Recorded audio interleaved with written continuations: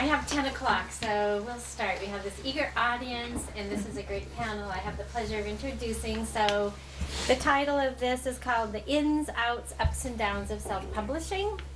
So I'm going to introduce our authors, and then they'll take 7 to 10 minutes to talk about pearls of wisdom, maybe things they've learned, challenges, victories, and I kind of gave them that as the framework, and I said, whatever you would like to tell us. But we want to for sure save time for Q&A, because I think that's one of the beauties of these panels. So I'm going to start to my far right. Timothy Brown grew up in Missoula. He has published, his first debut novel came out last year, Maya Hope. His second one is forthcoming this fall, called The Tree of Life. And he is working on a third novel called The Rusted Scalpel. And then we have C.J. Anderson Wu, who is from Taipei, Taiwan. And she is the founder of Serenity International Publishing House. And she is working on her novel called The Surveillance. And then we have P.R. Oliver, who is from Billings. And he is going to speak about his debut novel called Citizens Ununited, a novel. So I'm going to turn it over to our panelists, and do you want to start since you're on Sure. the end and go down the road? Well, good morning, and thank you all for joining this morning. Like Karen said, I'm Tim Brown, and I actually am an orthopedic surgeon and practiced here in Missoula for about 6 years. And then my wife and I decided to go, we were invited by a friend to go to Guatemala. And I say it changed our lives forevermore. And we saw this incredible need, and we came home, and after lots of soul searching, decided to sell the practice and sell our home, and went overseas for most of our career. We did a lot of what I would call delayed trauma. 80% of the world gets very little medical care or no medical care. And so, or we saw kids with club feet or congenital problems that we were able to correct. So I've taken all that experience, both in the operating room and the trauma room, and this overseas work, and decided to become a writer. And I was joking yesterday, I said, I hope my writing eventually catches up with my experiences. So I'm learning, and that's kind of the fun thing. And I think for me, when I started writing, I thought of writing as something that you did by yourself. And what I quickly learned is that there's a lot of, in the chair, at the computer, hours after hour, writing by yourself. But then you really need a whole community of people that help you. And so I'm glad that we can be here today to kind of talk about our experiences, and because I think that's how, the writing community is really a wonderful community that can help each other. And I would love to answer questions and stuff. Just briefly about my experience, I wrote my first novel, Maya Hope, and was approached by a small publisher, and they offered to publish the book. And I thought, wow, this is awesome. I think we all have that fantasy that we would love to just write and not do anything else. But the fact of the matter is that there's a lot more work to be done. But I thought, well, this was a great opportunity to do that. So this small publisher published the book, and they did really a nice job. They had a great editor, copy editor, graphics, the whole bit, got it out. But I quickly learned that from the royalties, somebody else is making a gob of money on all that work that you've just done for, it took me almost 5 years to write my first book. And there's a lot of issues of like, well, when do we get the ebook out? Well, we'll get that done. Could we lower the price? No, and what I found is I was actually buying my own book for $16. And I thought, wait a minute, there's something wrong with that. So fortunately, this small publisher was very kind. They did not have to do this, but they offered to give me my rights back, which is highly unusual. Your rights are really the big thing, and do not give that up, without some sort of fight. I think the other things that have influenced this is that I've met a number of authors, some very well known, who have said, if I had to do it all over again, I would self-publish. And these are people that have gone the traditional publishing route, have made millions of dollars, and but they said that if they could start their career over, they would actually self-publish. So, and then the latest one that a good friend of mine, who's been a acquisition editor for one of the big houses for 28 years, just wrote a book. Guess what he did? He self-published. And so it's like, there's got to be something to this. And so there's a lot of pros and cons about it, and we'll probably talk about that. But let me pass it off to CJ. Okay, I'm from Taiwan, and our official language is Chinese. And we are the only place is still using traditional Chinese. And in China, Singapore, Hong Kong, and Macau, they use simplified Chinese. But also because of China politically, Taiwan is not included by any international organization. We are not in United Nations. We are not in UNESCO. We are not even in World Health Organization. So we do need to be heard. And our government does have grants for translating our literature into other languages. But like most of the policymakers, they are so out of touch of the reality. So a lot of time, in order to get the government grants, we produce products the government wants, but not the readers want. And the reality is what? There are only 3% of all the publications in the United States are translated work. And the major language are Spanish, French, Japanese, and German.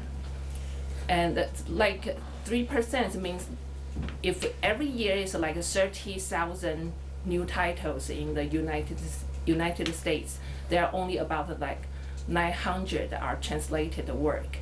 And there are about like 15 titles are from Chinese, and usually all of them from China. So it's like we are totally invisible in the international readership. So that's why because of the grant, it's probably not really helpful for our literature to be in the market. They wanted it to be in the market, but considering the situation, is kind of unlikely to have our work to be in the market. So I know we got to have our own publishing business. We got to be our own publishers. And our first book is actually raised fund by a farmer, a rice farmer, because I and my author, we had a talk in her hometown, and we talked about how hard for us to make our work internationally possible to be read by international readers. And very old farmer, after the talk, the farmer approached us and asking like, you think how much money you need to have a book translated and printed? And we gave him a rough number, and he calculate how much area of the rices he is going to sell can raise that amount of money. So that's the first book we had, because this farmer sells his rice and then gave us this money to have our first book in English. And that's just the beginning of our story, and we'd like to hear your experience first, and then we will talk more. Well, thank you very much. I'm P.R. Oliver. This is the first time I've ever been on an international panel. Dr. Brown has lived seemingly all over the world, in addition to Taiwan here. Anyway, I am an attorney from Billings. I am semi-retired, but I can't seem to ever get away from being an attorney. It's hard to do. You don't sell your practice like accountants and doctors, but anyway, so I took a long time to write this book, Citizens Ununited, about 4 years. And I decided, because of the nature of my book, that I better get it published quickly, because of the fact that the book is about the interference of Russia into United States politics and the misuse of political action committee money. And because of what's happening, or what was going on, I decided I better self-publish. I didn't get any offers from traditional publishers, so I went ahead and did it. And the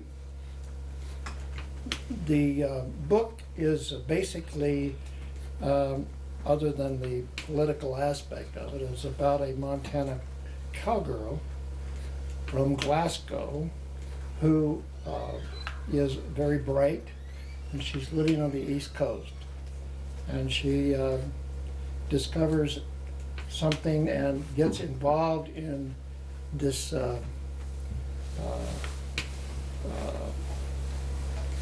I guess you'd call it a scheme, or an attempt to overthrow the government by a political action committee.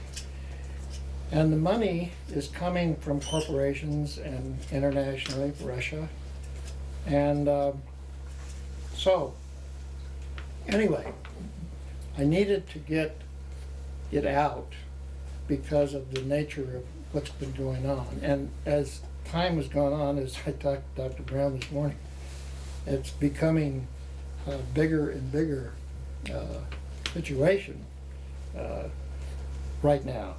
And the title is becoming more meaningful. The disruption of the political system. Insofar as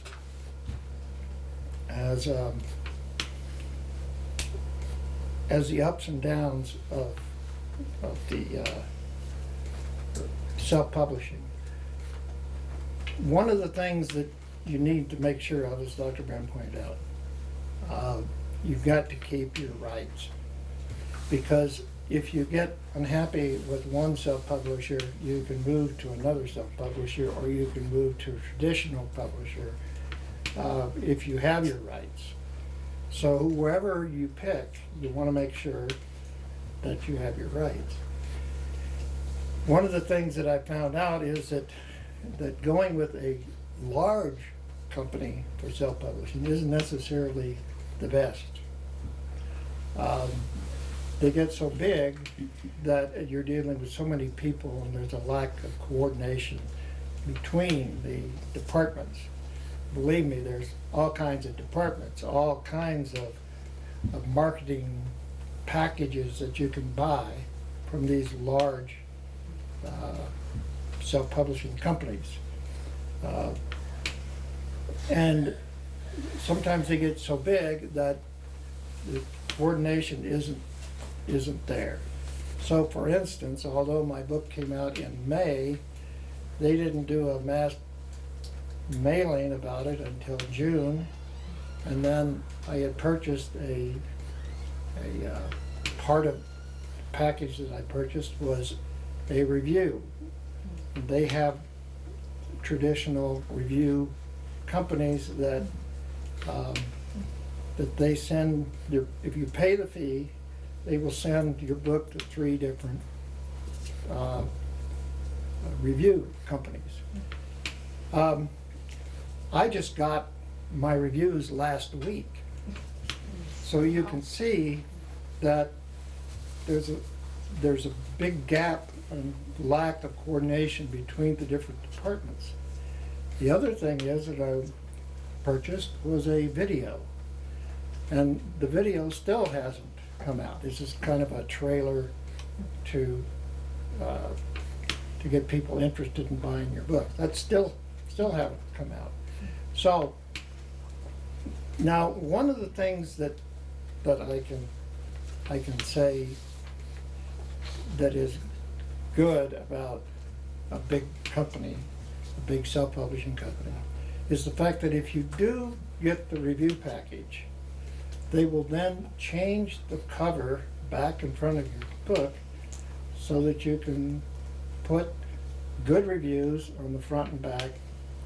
And in my case, I got some good reviews, and they're going to redo the front and back of the book. So that's a plus.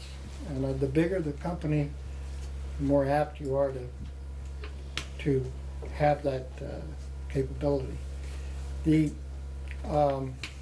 But as I indicated, the lack of coordination is a problem.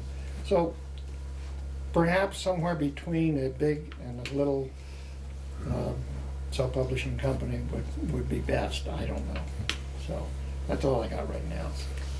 And I have a couple questions. We had a conversation the other night, and so I'm going to ask you to elaborate a little bit about the book trailer, because we had an interesting chat about this, which I think would be good for you all to hear.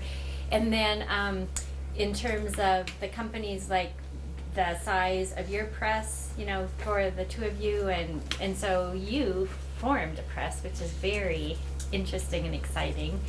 And so Tim, the size of the press that you're working on, and whether there are challenges as well. But tell them what you told me about the video, the book trailer, because I think this is really interesting. And if there's any writers who want to buy a book trailer in their package, you have some good tips.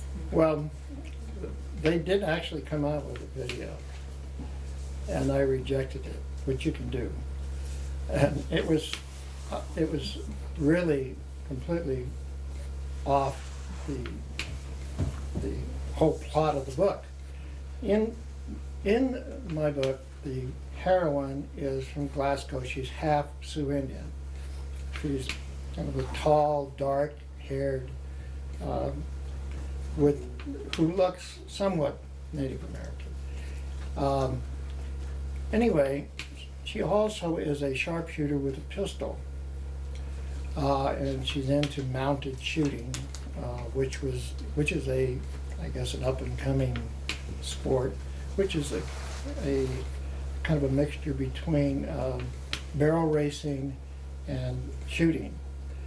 And anyway, she was very good at that, and she had won some championships. And anyway, the trailer came out, and it had, to start out with, a picture of a blonde-haired woman with an automatic machine gun.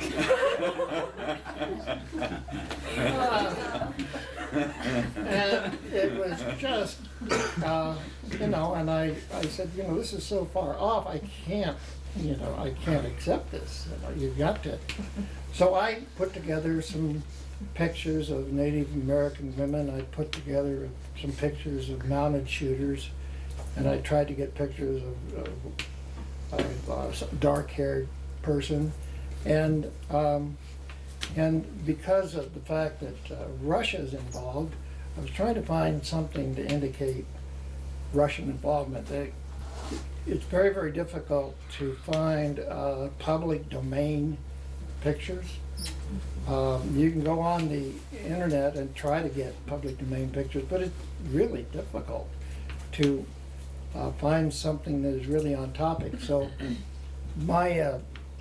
what I sent them for the Russian involvement was a picture of Putin, and because I couldn't find any other public domain pictures to indicate anything. So anyway, Yeah. that's I hope that when they come out with this trailer that it reflects the book a little better. Maybe a hammer and sickle brand. Yeah, there you go. Oh, there you go, yeah.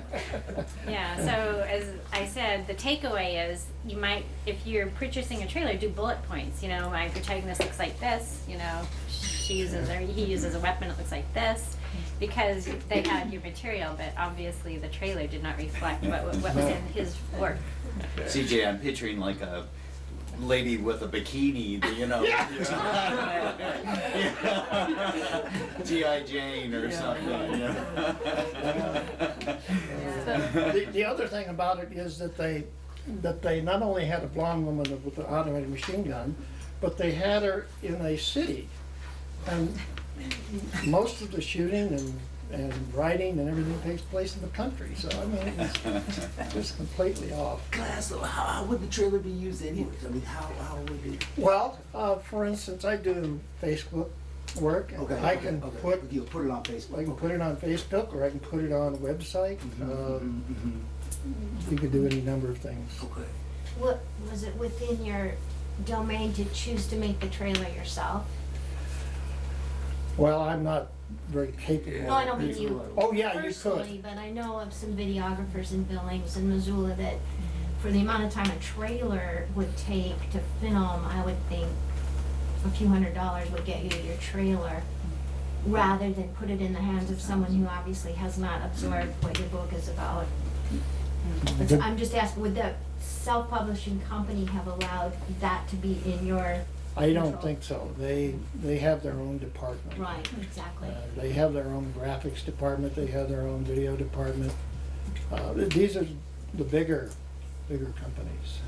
But I think that's an excellent point, and probably one of the points about self-publishing is that you really are in control of a lot of these things. And I think back to my friend who was acquisition editor for so long. He said, you can go find your own copy editor, you can find your own graphics person, you can find your own videographer. And that's what's really both fun and challenging in this, is that you can pick and choose. Now, some of the big companies will say, you know, you can buy this package and we'll do everything, or you can kind of pick and choose. And what, from my experience, what I've done is I already know some really good editors. I know a super great graphics person. I'd be happy to share any of these names with anybody. There's no secrets, you know. Well, that's sort of the question. If self-publishing attracts a sort of independent spirit or desperation, one or the other. A little bit of both, probably. And it seems like we need to start networking, because I have found editors that I'm not sure I want to go with. They charge anywhere from $50 to $70 an hour, but that hour is out of my control. I have no idea what I'm getting per hour. And covers are important, and I think one of the bad raps that self-publishing gets is that it's not well edited. It goes out too fast, and then you regret that you didn't have it at the quality you wished. So I'm really interested in finding good editors. Less interested in the PR stuff, because I just find that so distasteful. But I think are there organizations you belong to? Are there networks that we could share good resources like that? From my experience, it depends a bit on what your genre is, and so I write medical thrillers. There's an overall faith theme within that, and so the editors that I've chosen are typically ones that work in the Christian fiction. So I would definitely make sure that what is your genre? I have some novels, some essays, and some poems, all of which I'd like to have see the light of day in some form. So more maybe literary. Upmarket fiction, they call it, Yeah, okay. Whatever. And so, you know, through networking, through just Googling, you know, make sure that that's the editor that you're looking for that particular genre, because they will I think know. Missoula would, and maybe Billings a little less so, but you know Russell Rowland in Billings. I've heard of him. Yeah. I don't know him. It seems personally. like in writer communities, we should be able to find relatively local Mhm. writers, which I think would be very cool. So, yeah. But my experience is you are your own editor because it's very hard to put your stuff to another person. A lot of times, like you write something and then you read it like a couple of months afterwards, and you realize like, I think I want to change it, and the editors cannot do this for you. It's your own decision. And a lot of time you got to believe you have the power to have your work better after a certain time. True. And take your time and give yourself this confidence to edit your own work. That's a great point. I had some experience with editing which wasn't good, and with my self-publisher. They were supposed to get the editing done in a certain amount of time, and they drug on and drug on. Anyway, when I got it, the only corrections were in like the first 5 chapters out of 40 chapters, and I thought, well, this is strange.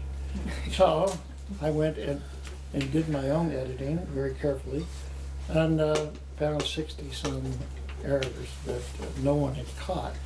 I had my community was largely a couple of friends of mine, my legal assistant, who read and edited the book. Now, my legal assistant was an English teacher. Matter of fact, she taught English to French kids, so she's very bright. She was a Fulbright scholar, I guess. And despite the fact that I had several people editing and her, who was very good, there's still errors. I don't know how to explain it. It is crazy because I was reading yesterday out of My Hope, and we've literally gone through that book 1,000 times, plus editors. And I was reading yesterday, and I was like, there's a word missing. But you know, editing is not just finding errors. A lot of time, if you do your own editing, sometimes you change the orders of paragraphs. And like my shorter story here is like I wrote 2 shorter stories, and I feel something wrong with them, so I actually combined them, and I am totally satisfied with the outcome. And for the beginning, I never thought that they could combine, and then I changed the ending of one of the story and combined 2 extremely different stories into one, and I think it's a very, very successful story. Good. So, I can't remember if I introduced myself. I'm Karen Bewley, and I self-published as well. And but one thing that I would like to say is a Missoula writer who has been published. He's published like 8 or 9 books, and he was talking about copy editing his latest book that came out, and he said the publisher asked him to read from the back, which I thought was very interesting, you know. And then as we talked about, our eyes self-correct, and so I was reading his book. You know, and there's a misspelled word in there. You know, gate is one that was misspelled for the context that it was used, because we can use these word programs and we can read them. And, you know, he knew the kind of gate he was envisioning. And when he read it, you know, his eyes just went over it. So I think any book that you pick up, I mean, books in this bookstore, many of them probably would have little errors that despite the best eyes, they get missed. Even from traditional publishers. Right. From big Right. houses, yeah, Right. yeah. Right. Yeah, I'm constantly finding errors in books that I read. Yeah. One thing I could say, and everybody's kind of hit on this, is the trend is towards self-publishing, I believe. Yeah. The amount of control that you have is so much better than otherwise. And there are some best-selling authors on Amazon who won't. They come right out and say they will not use a traditional publisher because they have control over the cover and what it looks like. I think his covers are terrible, but he is a good writer, and I've read a lot of his books. But Anyway, so the control is important, and one thing too, I'm gonna just comment about thrillers, which is my genre, and Dr. Brown. I think that's going to change. I think that traditional thrillers are a cop and an attorney or a bad guy, a serial killer. They're almost all that way. There's very few thrillers outside of that context. Mine is outside that context. Dr. Brown's outside of that context. I think that you're going to see more of that. And I think that the traditional publishers are going to pick up on that. But that's my prediction anyway.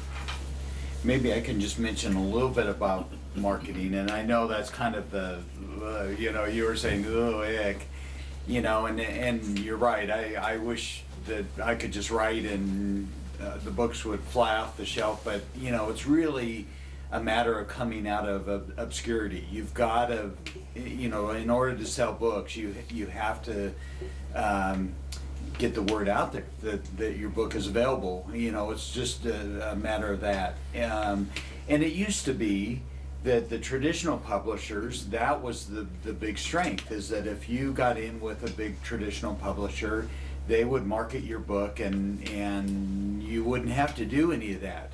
That's all changing as well. I've got friends that have big contracts and they still have to do most of their own marketing.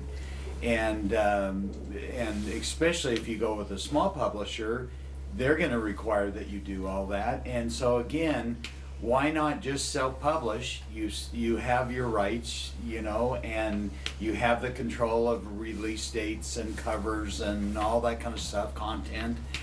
And you're still going to have to do the marketing, and that's part of what we're still kind of learning is how do you, because I hate the term marketing, and I hate that sort of stuff. But if you want people to read your book, the fact of the matter is they've got to know that it's out there. And how do you do that without being,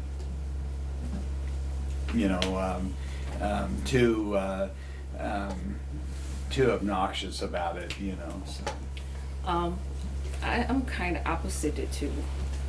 I try to destroy the market because I don't have a market. I'm very clear of it because any writer, because I'd like to choose books about the politics, the history of Taiwan, and there's no market. I'm very clear about it. So I actually give out my books to researchers, to libraries, and to people are doing similar topics of writing. And but it's the same. It's the same task of marketing because I'm not building market. I'm building readership, but it's the same task. Exactly the same. Right. And I'm also here to invite writers who are interested to join my Facebook group, Accentuated Reading.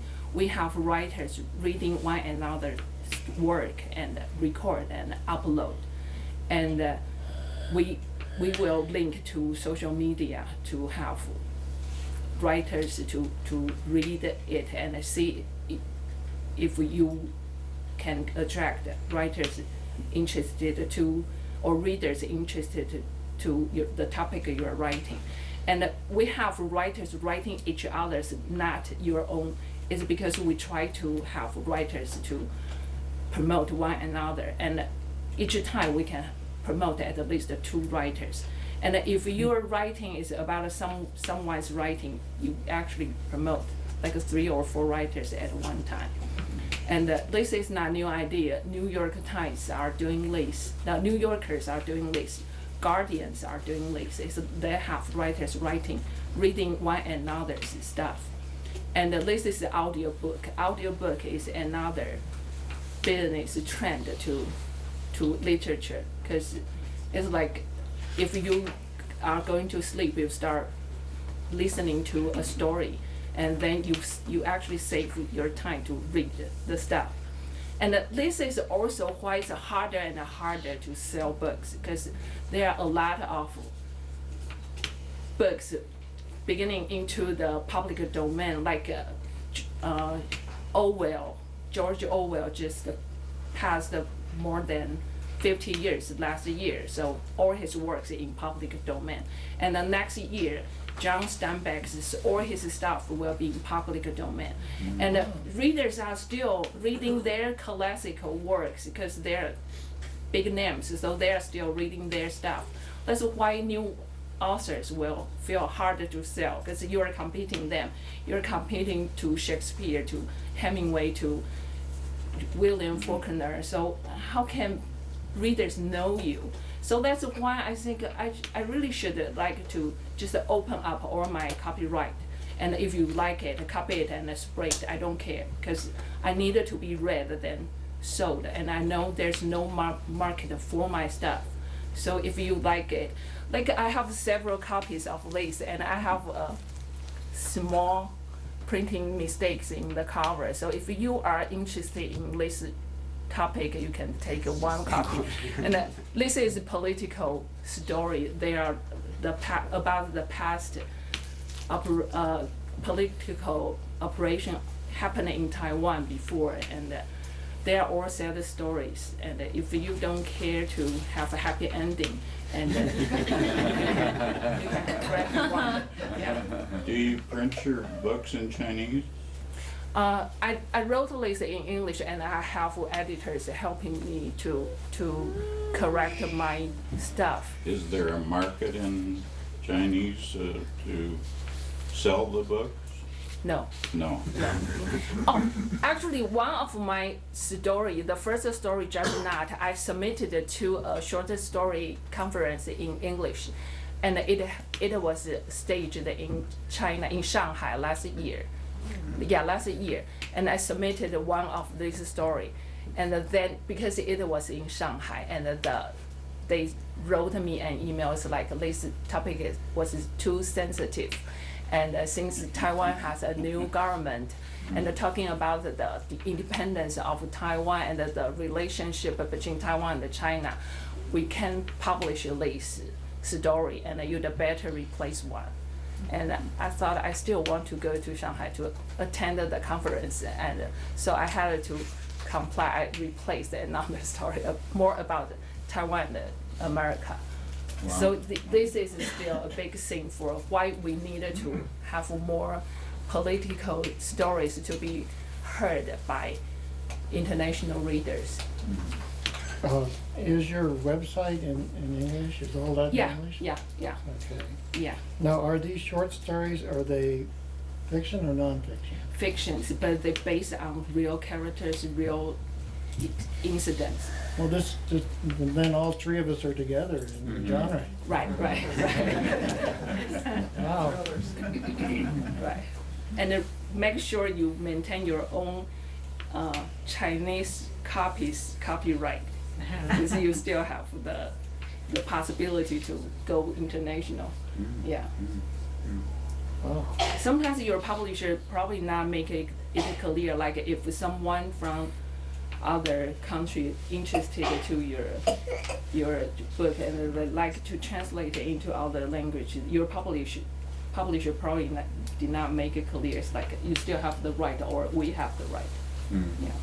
It's true. My Hope has a story about North Korea, and so we've always felt that it would be very popular in South Korea, so we've actually tried to find a translator, but I'm finding it very difficult to find that translator to put it into Korean. So.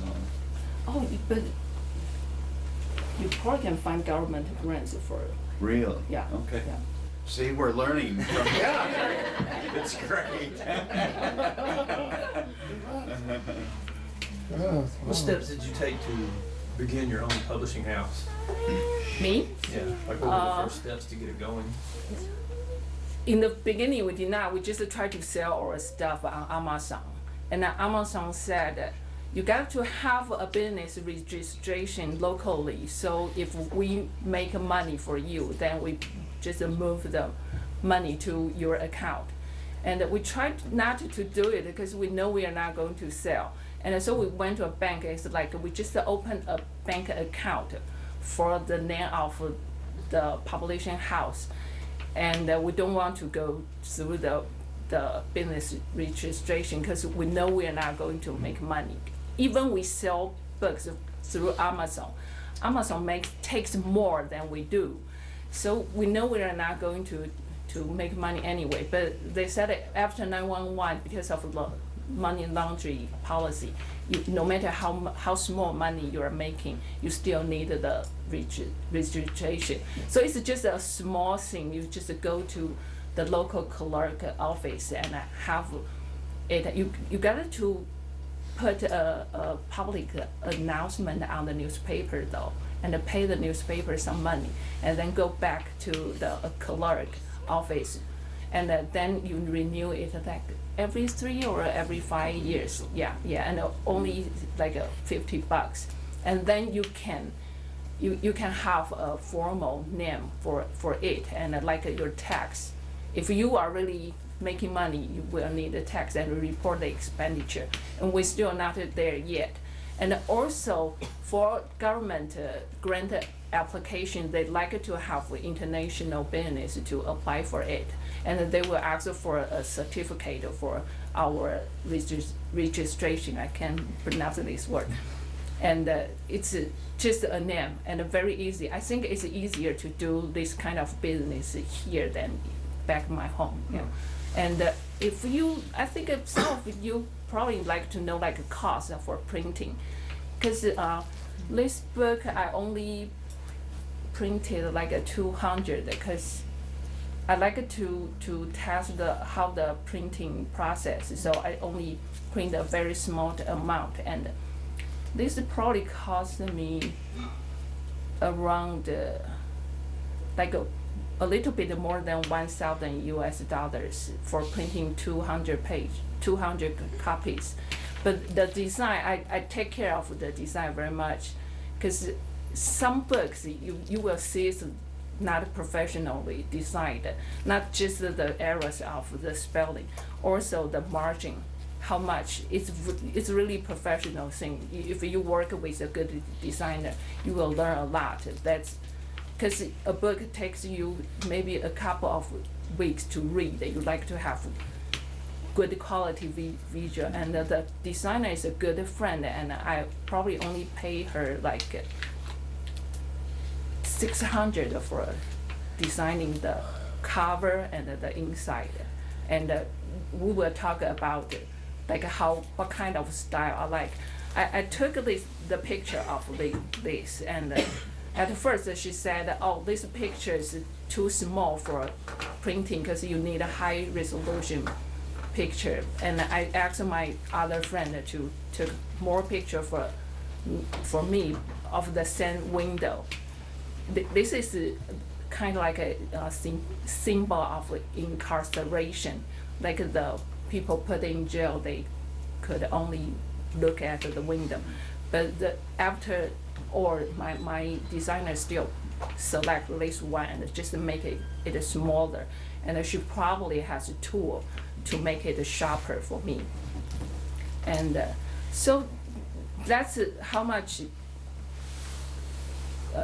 could cost you if you have. I have this printed in Shanghai, so it's probably cheaper than printing here. And you actually can calculate, like if you find a cheaper printing business in Shanghai, and having then shipped here, adding together, it might still cost you less than printing here. Still can choose to do it, but you need to very good communication with your printing and the designer. Like we have some problem here, and this is kind of fatal problem because the ISBN is incorrect.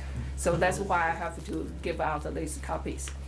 And talking about mistakes, you learn a lot in making books by yourself. But having a book printed is just the first step of self-publishing. There's still a lot of a lot of promotion to do. So So I have a question on marketing, since that seems to be the bad word that artists don't like to do their own marketing. So what type of marketing venues are you using? How are you getting your work out there? Well, I'm using Facebook and going to book festivals. Yeah.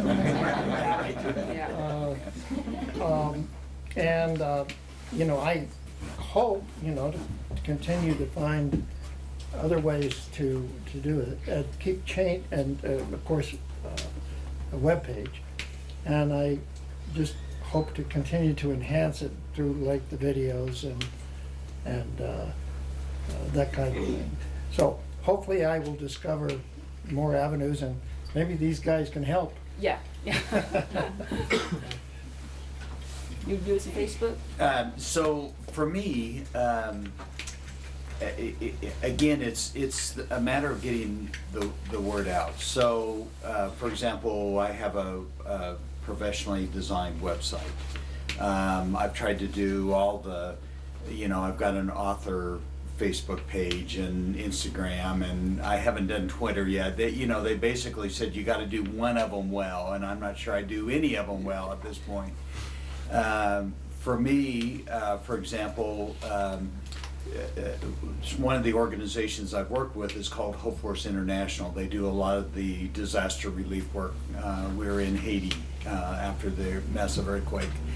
And so I'm going to run a promotion where for 2 months, people that buy the book, all the royalties will actually go to that organization. Now, the nice thing is they have a huge email list.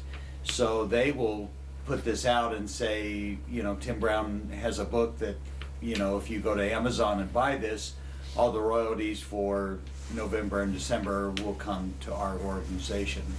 So I do think that there are keys. There's kind of this code that we're all trying to crack a little bit about how to do that. And I love CJ's idea of, authors promoting authors. And I think there really is something to that. I've kind of had this idea in my mind, what about creating affiliates where, maybe you've got a group of authors that help promote other books, and same for me, I'm promoting other authors' books.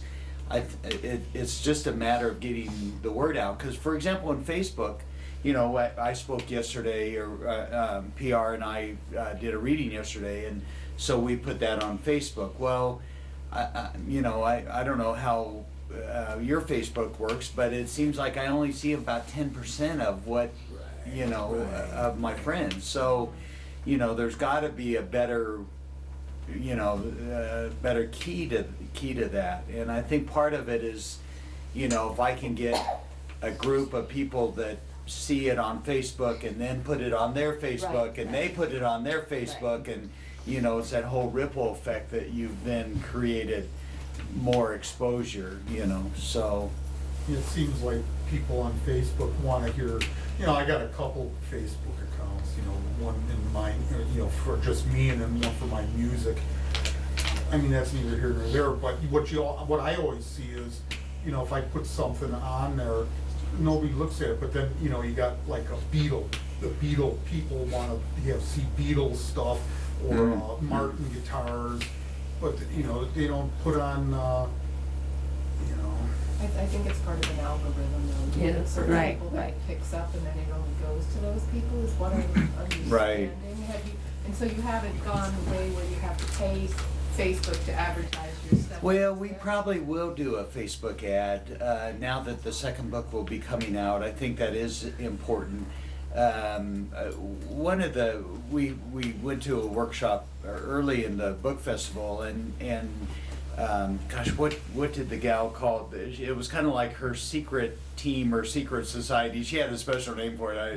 I'm not using the right one, but you really need that group of people that believe in you and your writing, and that will then send it out to their friends who send it out to their friends. So it's really a matter of building that team that will, you know, because, you know, like it or dislike it, we live and breathe on reviews. You know, that's one of the things, clear messages, is that you've got to get reviews on Amazon, or else you'll get buried. And so the more reviews you can get, the better off you are. And so if you have this team of people.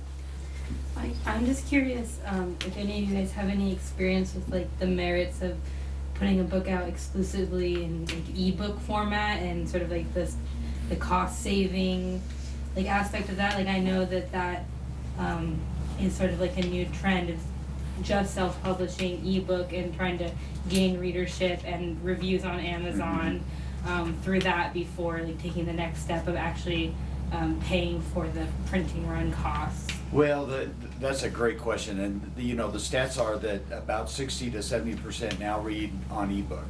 So you know, if you just print a paperback, you're missing a huge portion of the market. And so there are a lot of authors that are just saying, I'm just going to do an ebook. I chose, and again, this is part of that control thing with self-publishing. I kind of wanted, you know, a hardback that I could hold and smell, and you know, same with the paperback. But I think probably from a market standpoint, I'll probably do best with my ebook. So.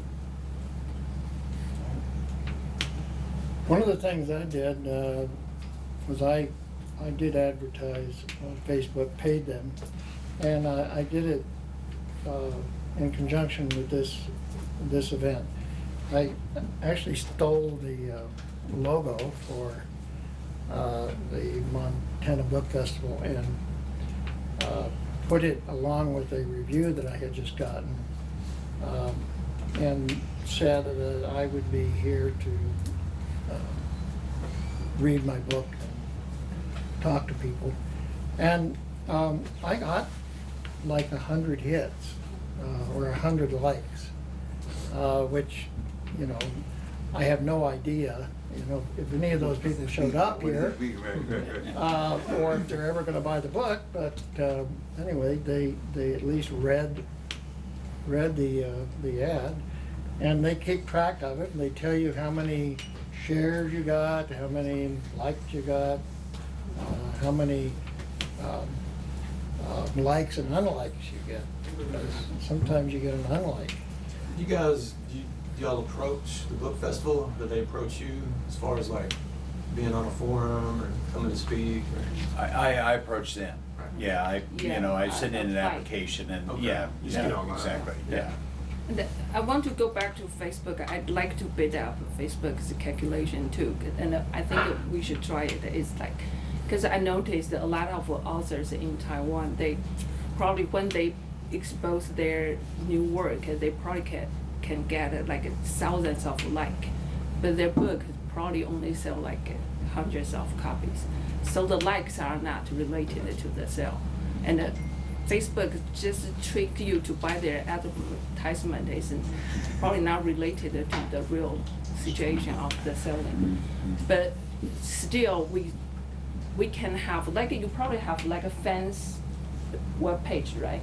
Mm-hmm. And then they will treat, they used it to be nicer, and then it's like they change the way of their calculation and make their likes fewer and fewer. So they will force you to buy their likes. Interesting. Right. And so now we are doing like more like a group thing, like a Facebook group, and you can add your own friends. And if they are not happy about it, they can just withdraw from the group. And this is more, I think for me, it's a more effective way of promoting it. But there are a lot of tools online, and they're all connected together. Like your Instagram, probably actually you want to share the same pictures on Facebook too, or on Twitter too, and then you can collect all of them. But still, readers will find like this is like transfer from other social media. They will tend to not to like it. It's like you're not even here. It's just a copy of it. So, and there are others that like you can put like a small, like experts from like a small part of your writing on either Booksy, book hubs, or legacies. Like there are several websites that they like to have like a part of your work published online, and the information about your books. Then you can have more exposure through this website. But I just learned from Steve is like why the Google search, you always search something from Amazon, not from other website about books, because Amazon is actually the database management of all these websites, so they will make their own big and make others small. That's probably their trick. Interesting. Wow. Well, one thing I learned through the self-publisher I have is they put ebooks out on my book to every company that has an ebook. One of the things I learned was that a former employee of mine who now lives in Kentucky said that she bought hers on the Apple. iBooks. iBook, yes. Mhm. I didn't even know that my book was there. And there's some other ebook sites that I've never even heard of that it showed up on. So I don't know how they do accounting or anything, but I know that it's, if you go with a self-publishing company that does ebook, it'll be spread everywhere.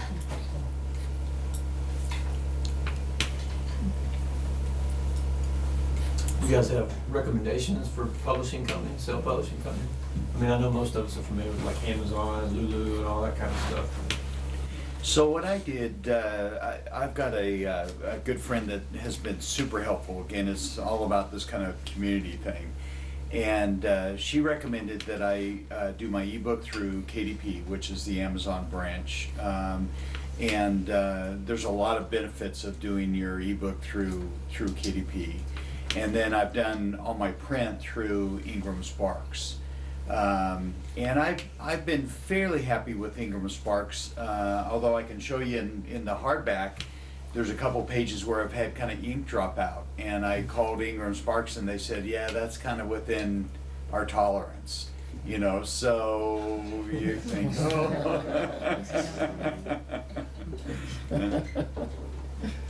It didn't bother me reading those pages. Oh, really? Oh, good. Okay, that's good. I bought his book yesterday and was reading it last night. It's very good, by the way. So. Thank you. Yeah. But in on a comment on that, the Amazon brands are great, but indie bookstores don't typically buy from Amazon direct. So your Ingram Spark is gonna get your indie bookstore to buy better than a. You know what I've Just noticed? so you know, I just was kind of over Yeah, saying and good, figured, great. you know, Thank you for from that input. from my perspective, you're gonna have to buy it and sell it to me if you're Well, going through an Amazon Yeah. brand. well, do you go through Ingram? We do go through Ingram. Well, that's Yes. where my self-publisher goes through. Yes, and we can order through Ingram. One of the things you also have to be aware of with that is how much your self-publisher sells it to Ingram and how much we have to buy it for. So Oh. like sometimes a self-publisher will direct me to Ingram and I'll only get 5%, Wow. which Mm. for retail is like nothing. Yeah. So What's a normal percent? 40 is about average. And book selling has a very low margin compared to, you know, you go to Walmart, they're getting like a 70% margin most of the time on their stuff. Pharmaceuticals are like the highest, they're at like 1,000% margin. But yeah, so. This is a great resource. I'd love to have your opinion on, you know, this, you know, because you deal with Yeah, you know what's going on. everybody. Yeah, you Yeah. really have the inside scoop. So, yeah, I mean, self-publishing is really hard. It's not an easy track to follow. Well, what about independent publishers directly approaching independent bookstores? Is that the way to do it or no? that is a way to do it, and it's a good way to do it. The big thing you've got to consider is when you are directly contacting your bookstore, considering their time, having like a one sheet that, you know, like it's a marketing term, a one sheet. It's just a piece of paper that has information about the book, you know, why it's going to sell. And approaching somebody, I heard you saying that yours isn't very marketable, but you know, approaching somebody saying why it's going to sell in my store, because if you come here from, I use this example of a guy who self-published a book about coaching basketball in Pennsylvania, and wanted me to have it on the shelf, and he had no reason other than it's a really great book, Right. which is great, and I'd love to put every bit of lovely writing and cradle it and put it on our shelves, but we only have so much space, and I have no way to sell a book about high school basketball in Pennsylvania. You know, so knowing your audience, knowing who they're going to sell it to, knowing that we read and get handed so many books to read that we're probably not going to be able to read your book. Well, and I've actually kind of done this in the Yeah. past, so I was gonna say, isn't there another part where you also have to buy the book back if it doesn't sell or something like It that? depends on how different bookstores have that set up different ways. We do both consignment and direct buying from self-publishers. Like, I think I own several of Karen's books because she's local, she knows a lot of people around, I know I'm gonna be able to sell them. With the consignment, if I'm not so sure, consignment is a great way for me to get it out, get a copy on my shelf, and then if it doesn't sell within 6 months is usually our limit, then we contact you to take it back or to let us know that we can donate it to the library, which is usually our That's usually what you do. Yeah, that's pretty good. 6 months is a Yeah. long time.